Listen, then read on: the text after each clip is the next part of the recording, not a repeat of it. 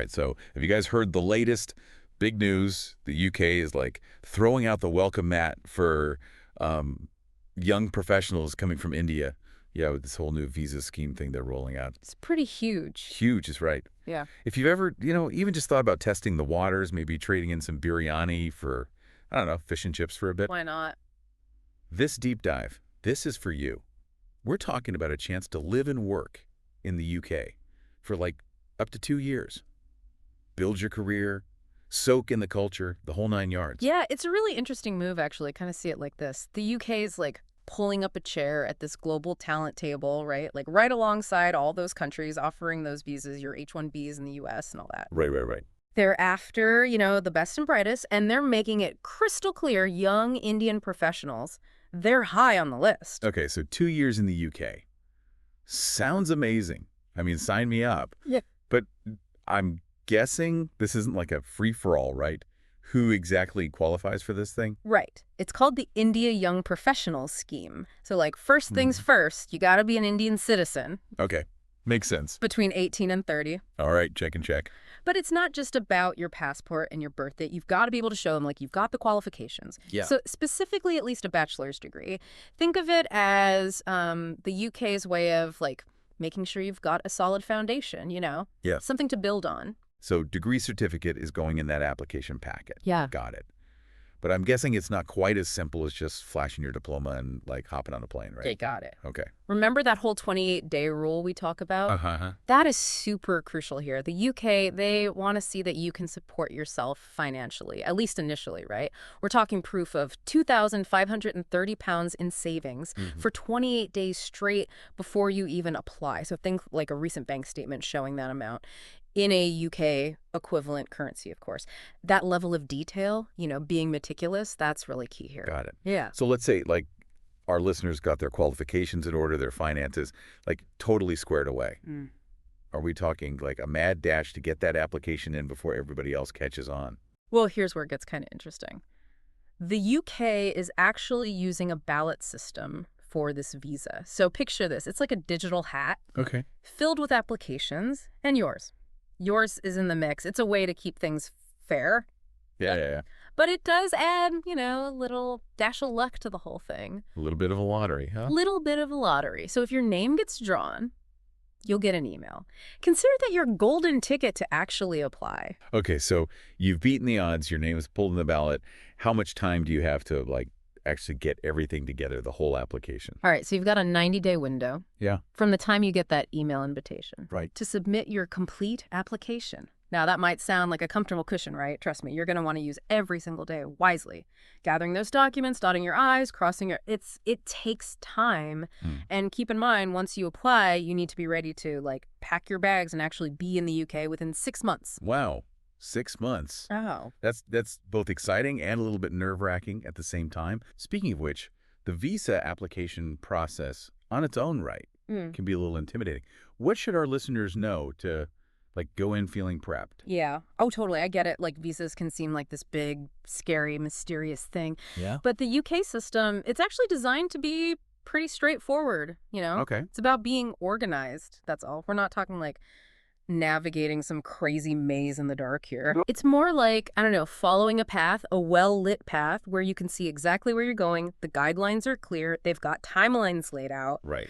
And there are seriously like tons of resources online just to like walk you through every single step. Okay, so that's reassuring. Right, like hidden trapdoors in this visa application. Yeah. You mentioned, like, resources online, anything specific that you recommend our listeners, like, bookmark right now if they're feeling a little overwhelmed? Absolutely. The UK government's official website, honestly, like that is your best friend. Okay. Throughout this whole process, they've got everything from like super detailed eligibility criteria to like, exactly what documents you need, all laid out, black and white, no guesswork. Plus, and this is key, they've even got these checklists. Oh, I love a good checklist. Right. It's like instant anxiety reduction. Keeps the panic at bay. Exactly. So you can, make sure you've got all your ducks in a row before you hit that submit button. I love it.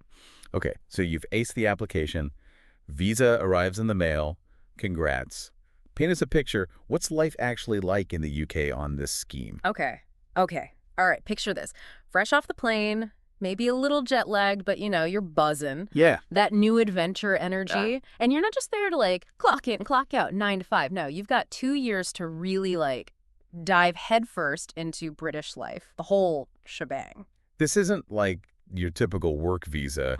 It's more like, I don't know, I feel like the UK is handing you like backstage passes Yeah. to explore a new culture, build your network, Mm-hmm. maybe pick up a British accent while you're at it. Exactly. I mean, one day you could be collaborating with like this amazing team at, I don't know, some cool tech startup in Shoreditch. Yeah. The next, you're exploring like the Scottish Highlands. Right. Hiking through like breathtaking scenery. This visa gives you that freedom, you know? So it's not just about building your career, which obviously is a big part of it, but it sounds like it's also about like personal growth too, right?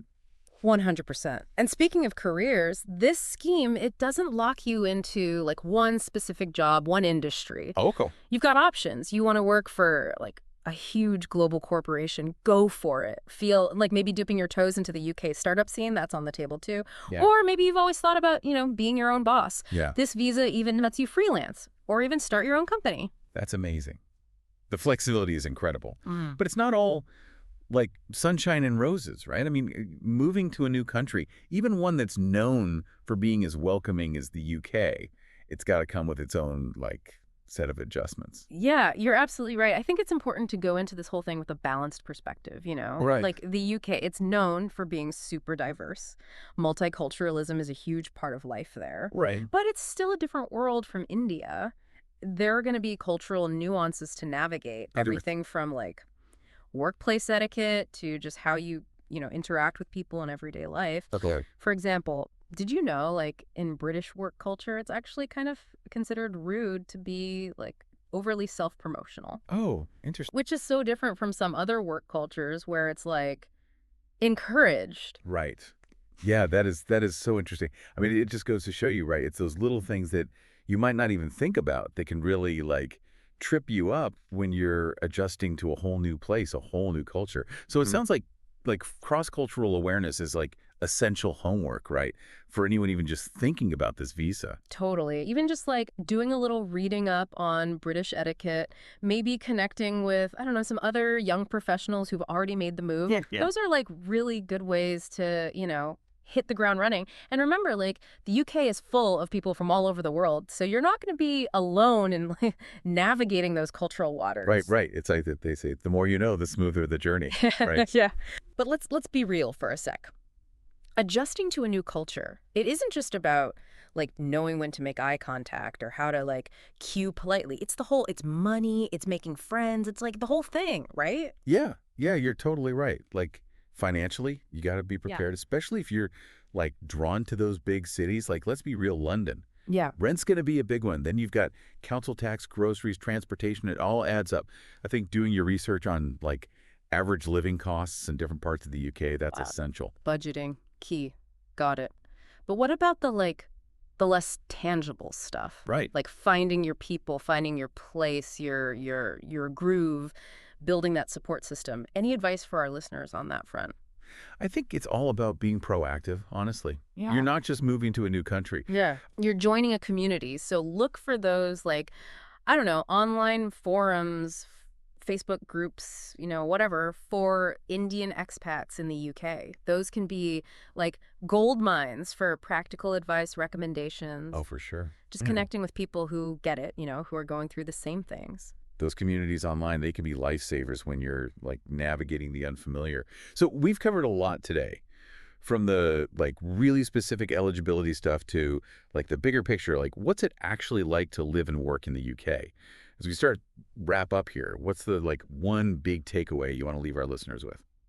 Honestly, I think the India Young Professionals scheme, it's more than just a visa, It's like a springboard. It's a chance to get some like really valuable international experience, broaden your horizons, and just like shape your future in a way that you maybe hadn't even imagined. Love that. It's like literally opening a door to like a whole world of possibility. So if this deep dive has like sparked your curiosity even a little bit, don't just let it simmer there. Head over to the official UK government website. We'll link it in the show notes.